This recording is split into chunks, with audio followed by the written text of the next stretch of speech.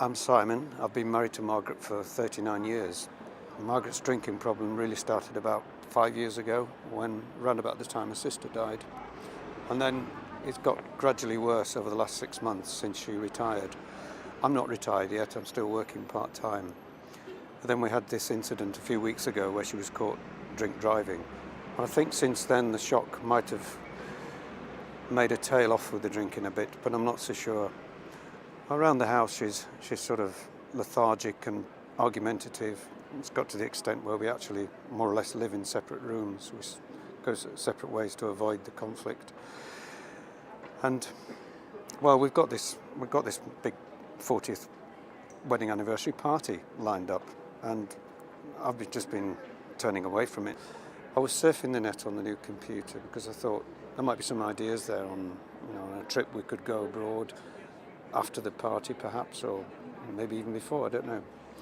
And then I came across this website which was helpful to families, and so I thought that looks good, and I had some good stuff on there, but I'd really like to talk to somebody person to person, and that's why I'm here.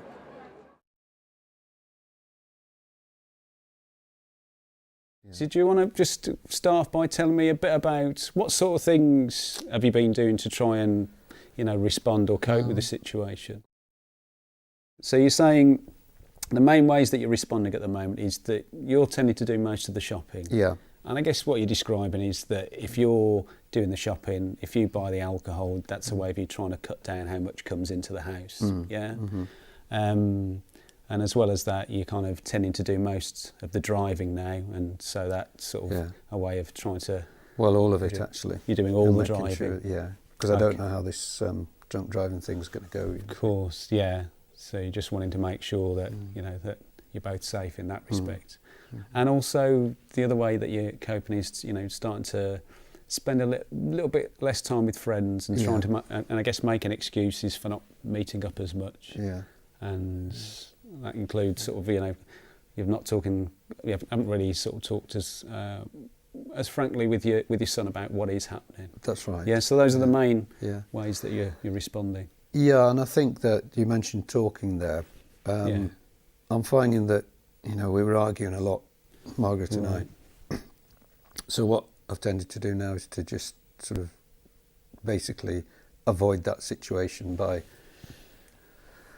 more or less physically living in different rooms, really. Right. To sort of, if there is a bit of tension or something comes up, I'll tend to sort of withdraw and not confront the situation, but rather just sort of let it lie. Yeah. And I'm finding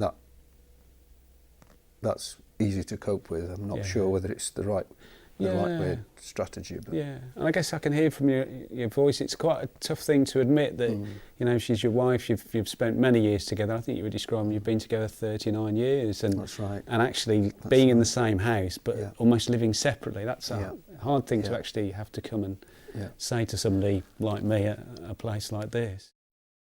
If you could go away from today's meeting with a sense of how you could still have this party, but also have a sense that you felt that it wouldn't go wrong, and you'd have ideas of what to do to be able to have the party, but your wife's drinking not to be too out of control. That would be something that'd be really useful for you to leave with today. Yeah, it'd be like a big weight off my shoulder, because that's, because I know that.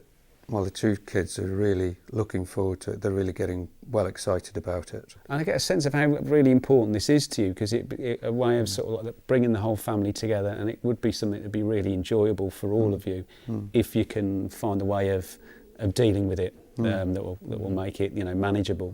Yeah. Well, it's important because I feel that if we can get through that, if I can get to that, and I mean, it's not easy to speak about your own wife. Well, let's take a look at that. I mean, just to start that off, really, in terms of looking at ways forward. Family members tend to respond broadly in three ways. Some people, sometimes can stand up to it.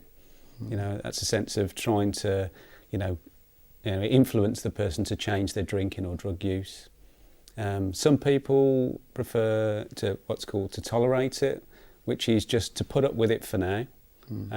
Sort of, in some ways just, cleaning up the messes that are there, looking after the person, but not really confronting or trying to get them to change.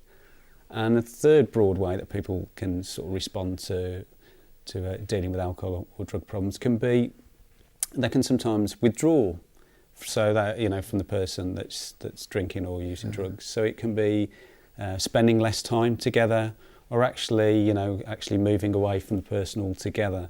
So there's those three broad ways that people can tend to use to cope or respond. Do any of those sound familiar to you based on what you've already said? Yeah, I mean it's a mixture of all three really with me, isn't it? There's elements of each strategy, of each, I'm using all sorts of things in various situations according to what she's behaving like at the time and how much she's drinking. Yeah, and that's what we tend to find with most family members. They'll find, they're doing the best that they can to cope with the situation as it is. So they'll use whatever way seems to work in different situations.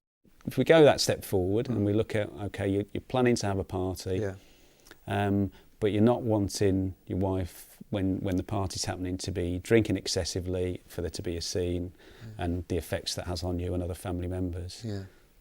Looking at the ways that you could respond, have you got any ideas of what you might be able to do to manage the situation? Well, what I've been doing at the moment is withdrawing from it and not. Okay. That's one. But I think first of all, I've got to sort of bring it up with my kids, with my son in particular. If you were able to do that, if you were able to actually speak to your son about, the party's coming up, and you're concerned about, your wife's drinking. If you were able to achieve that, how would that benefit you? How would it support you? Well, it would take a lot of worry off her mind, and it would know that I would be clear that he understood what's going on. Yeah. And I'd be, happy that he knew the truth really, what's happening behind, and it's not all happy families at his mum and dad's. Yeah. But that would be a big weight off her mind. Yeah. So there'd be some relief that he'd know about the situation. He might also, I guess start talking to you a bit more about how he can help you on the day with the party, and maybe it may sort of improve the communication between the two of you. Are there any disadvantages if you were to do that? Anything you... Well, he was always that particular son.